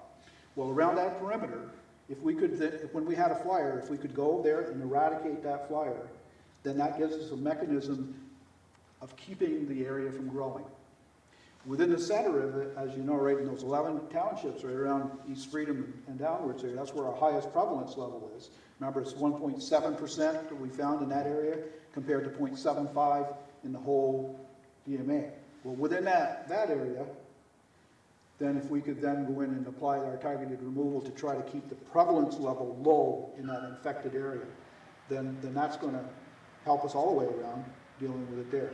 And of course, within the whole DMA, applying the right number of antlers permits, and we were discussing that. As long as we can keep the population within the DMA at a level that's not so conducive to a lot of animal contact is going to cause it, to grow there, then we really need only a 2 or 3 tiered method. So that's my thinking, and I haven't thought of anything that's better than this kind of a plan.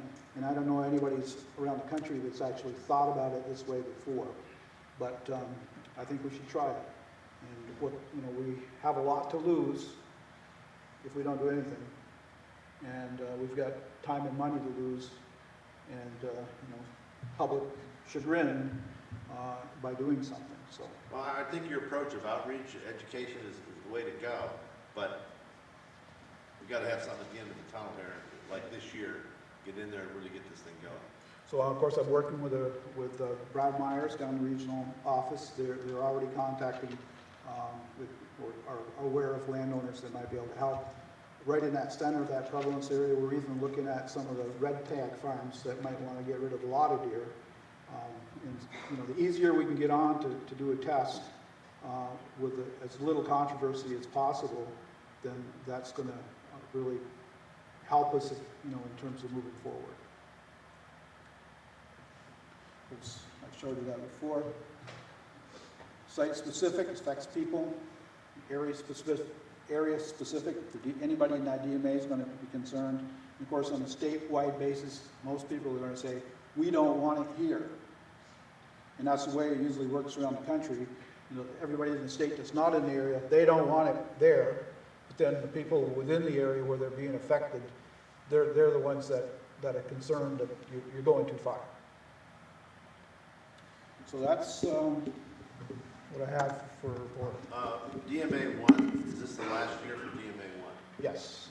This will be the last sampling, and we need to talk a little bit about enhancing some of the sampling down there.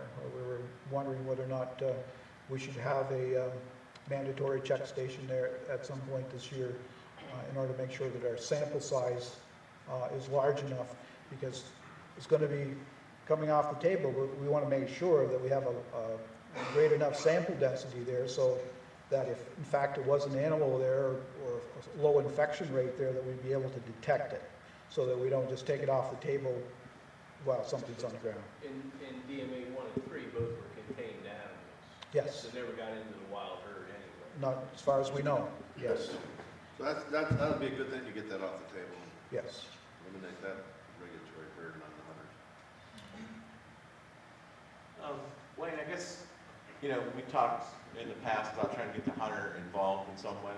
And I guess what I'm curious about is, and I understand, when you bait, you're going to go in there, you want the deer to go down fast, you want to get a bunch in one spot. That all makes sense.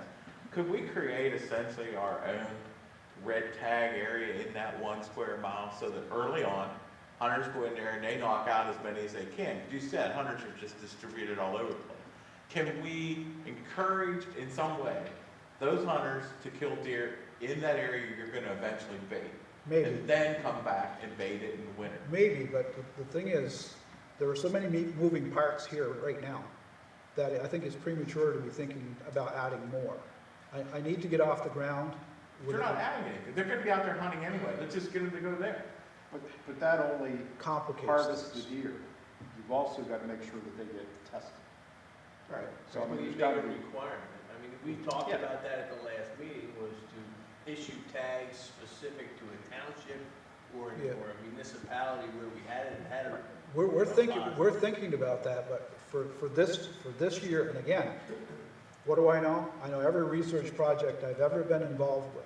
You go into it with one question, and before you're done, you get 3 new questions that you never anticipated, right? Or you go into it thinking that this would work, and you find out something completely different will work. So all I'm suggesting is I'm not ruling out what you're saying or what you're proposing. I'm just suggesting that given all the moving parts we have right now, that for us to think about one more thing is just complicated the issue. It'd be much better to start it this winter, get something done, revisit that during the course of the spring, summer, after we've got some results, right? And then look at it closely, because part and parcel is how many allocations, the analyst allocations for that whole zone. If we can get the right number there, then we won't have to take so many by some other means. Well, but we talked about that as well. I mean, right now, we're issuing a tremendous amount of doe allocations into that unit and in the DMA, and it's not the entire DMA that's in trouble, so we're actually reducing, you know, the population in the entire DMA to the detriment of the hunter. Yes. And we don't want to do that. And of course, remember, we need those hunters hunting. Right. And we're in the business to promote hunting and make sure we have good hunting on the landscape. Correct. So we want to do everything that we can to avoid that. So perhaps if we, and again, the FLIR thing with a better density estimate, so that we knew more about the density distribution within DMA2, then we might be able to do something different. Maybe we don't have to have so low, so many permits for the whole DMA. Maybe we concentrate on those 11 townships. But I think it's premature. That's a good thing for us to be thinking about, planning for maybe, and looking to get more data on. But to jump right into it without that, I think is a trouble. Well, I don't know that we're saying we should jump right into it, but I think, you know, at some point in this, you know, attempt to lower the prevalence rate, we have to concentrate on where the prevalence is, not necessarily the 2,800 square miles where we're not seeing it. We got 12 little spots in that 2,800 miles. Yeah, yeah.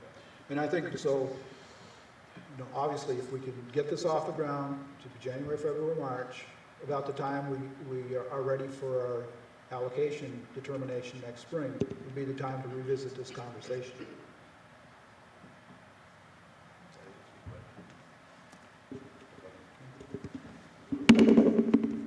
Still running, yeah. So next up we have Mary Jo. She's going to give us a update on the new turkey plan.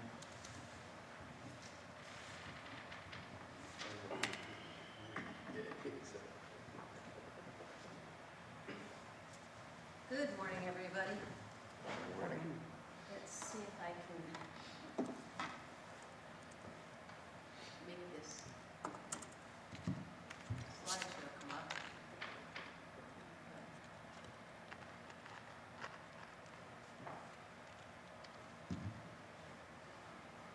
There we go. Good. Okay, well, thanks for giving me the opportunity to talk about our revision of our management plan for turkeys. But before I get into that, I do want to mention our inaugural year of the web-based turkey survey, August turkey survey. And it's been a great success so far. Vance told me last week that we had, as of a week ago, there were already over 2,300 submissions. So that's, you know, actual people submitting multiple entries. So it's been a great success. I specifically did not put a section on asking for comments, and I've already received, you know, over 24 comments from GM comments. So I can imagine if we did put a comment section in that survey, what we would be overwhelmed with. We did just submit a news release on Friday, letting people know that, you know, this is only a survey for only August sightings, but we're giving people until the 4th of September to get in their sightings. So if any of you have any sightings that you're writing down on a piece of paper, get them in to our website by the 4th. And then we'll have a final tally, a final table put on that link after the 4th, once we have all the data. So just wanted to update you on that. But here, what I'm really here to talk about is our revision of our wild turkey management plan. Now, this is the second revision of the plan. So our first turkey management plan was created in 1999 when I was actually when I came over as a wild turkey biologist. Bill Drake retired, but luckily he wrote the plan right before he retired. So that first plan was a 5-year plan. The second plan is what is up for renewal right now. It was a 10-year plan, and so this next revision, 2016 to 2025, will also be another 10-year plan. Now, so what my goal today is basically, let me step back here. My goal today is really to, as you can see, this next revision is to begin in 2016, and we're already halfway through the year of 2016.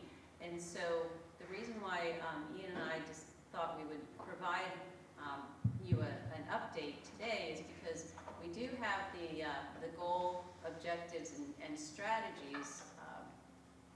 The draft have been internally reviewed by staff, and so now what we want to do is we want to provide this working group with that revised, the revision of our goal, objectives, and strategies, so that if there are any concerns or questions by the Board of Commissioners, then we can hammer that out before the end of the year, and our hope is to have the revision finalized and approved by the board by the end of the calendar year in 2016. So with that said, the goal of the plan is to provide optimum wild turkey populations in suitable habitats throughout Pennsylvania for hunting and viewing recreation by current and future generations. Now, I do want to note that Pennsylvania ranks 11th in terms of total turkey populations across the United States, behind Texas. But Texas is number 1, but keep in mind Texas has 3 different subspecies, and that's not only the eastern wild turkey in Texas, but they also have the Rio Grande and the Merriam's turkey, whereas obviously we have the eastern in Pennsylvania. And even though we ranked 11th in population, we actually ranked 2nd in terms of the spring harvest. Missouri is number 1. And we also ranked 3rd in terms of fall harvest. Again, Texas is number 1 for fall harvest. So I want to just keep in mind the importance of the wild turkey resource in Pennsylvania. And so with that, we do have 6 objectives to accomplish that one goal. And these are agency-wide objectives. So there's 6 objectives, and they incorporate every bureau within the agency. So this is a multifaceted management plan. Includes all of the bureaus, all of the regions. Now, each of those objectives has a set of strategies outlined in order to accomplish the objectives. And I want to note that some of the strategies within each objective are to be accomplished within the 10-year time frame, so they have a completion date. But other strategies are ongoing. They have to be completed on an annual basis. So with that, our 6 objectives, the first one is our population objective, and that is to monitor and sustain or enhance turkey populations within the social carrying capacity. There are 22 different strategies within this population objective.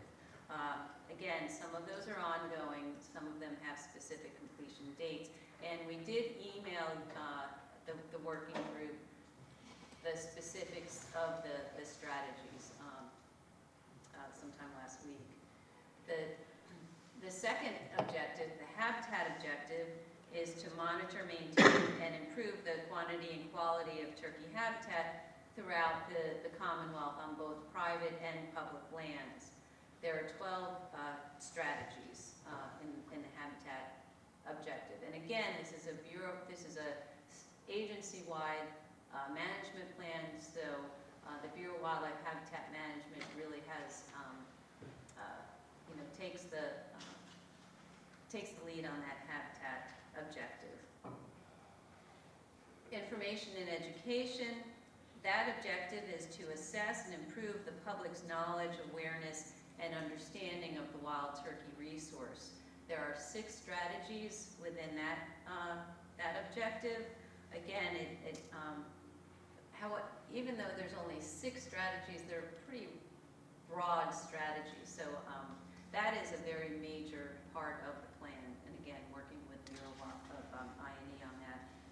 The hunting heritage, hunter safety objective is to promote and improve hunter knowledge, safety, and participation for wild turkey.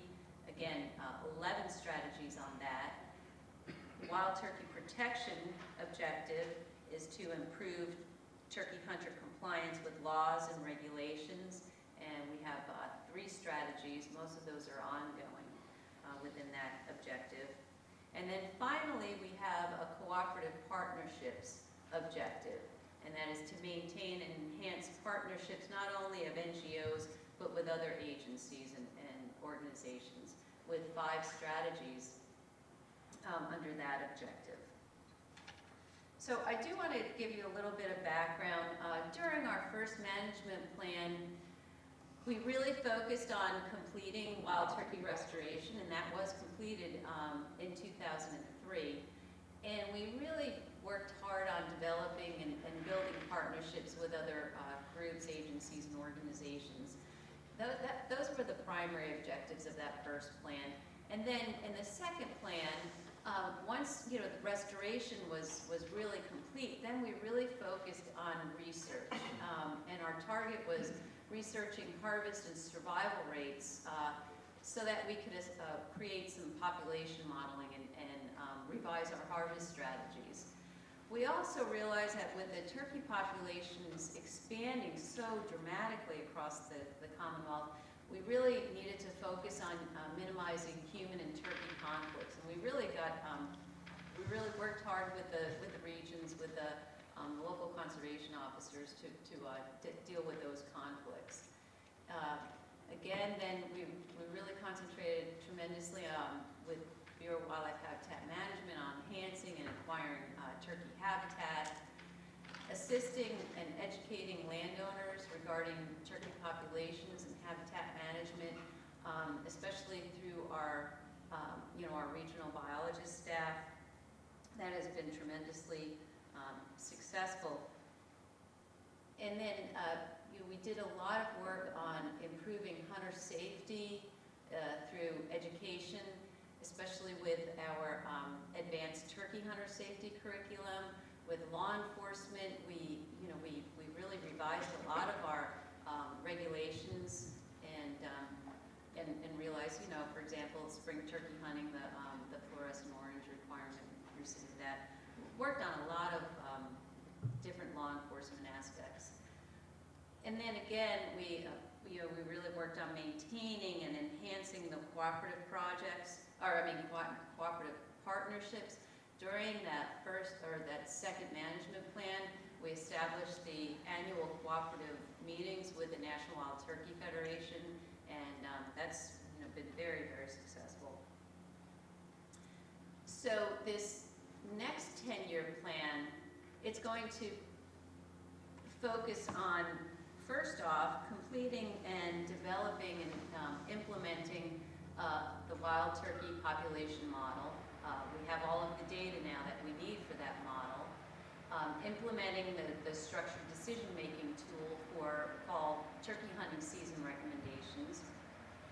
Determining habitat and social carrying capacities of wild turkeys. That's a major, real major aspect of the plan, and working on the habitat carrying capacity, trying to get an idea of habitat carrying capacity across the different game lands across the state. Implementing a more landscape level habitat management and enhancement approach, so that we're not just putting in food plots scattered through, wherever we see fit, wherever we think is good and is historic, but really focusing on, well, where do we really need the habitat management for turkey populations? And how can that habitat management, you know, in one parcel affect populations across that entire landscape? And not only for turkeys, but, you know, for wildlife populations in general. So a much more landscape level approach. But we're still going to be assisting and educating landowners regarding turkey populations and habitat management. That's always a focus. Improving hunter safety through increased education and law enforcement. Our social media has just been, you know, tremendous. So continuing that and trying to improve our social media aspects of turkey biology and education, as well as, you know, other law enforcement aspects, opportunities. And then finally, maintaining and enhancing our cooperative partnerships, particularly in terms of, you know, not only with the Turkey Federation and other NGOs, but projects with our Northeast Upland Game Bird Technical Committee. We have realized over the years that partnership projects within the Northeast Committee is really cost effective, and it also helps us to look at trends in populations across the entire Northeast region. That includes, you know, 16 state agencies as well as some provincial agencies up in Canada. And so working on these cooperative projects with the Northeast Upland Game Bird Technical Committee, we have been and we continue to develop monitoring data, basically developing methodologies of acquiring data in a cooperative aspect. Basically, you know, so we can collect the same types of data across the entire region, so we can compare apples to apples instead of apples to oranges. And so, for example, this web-based August turkey survey that we just established this year, that's one aspect where now we have the same type of data where we can compare turkey productivity across the entire region. So we really want to focus on you know, more of those cooperative projects. Now I do want to mention that this plan, this management plan, does tie in directly with the agency's strategic plan, which calls for species management plans to guide management decisions and is the foundation for program, project, and budget development. We have 59 strategies, draft strategies in the plan, and so implementing them will require personnel and budget commitments. And unfortunately, some of them are currently beyond the current budget due to our budgetary, you know, constraints. And so hopefully, you know, the license increase will allow us to implement all 59 of these strategies within the 10-year cycle of the plan. So with that, I do want to mention also here that so the plan does not only specify our objectives and strategies, but it also gives some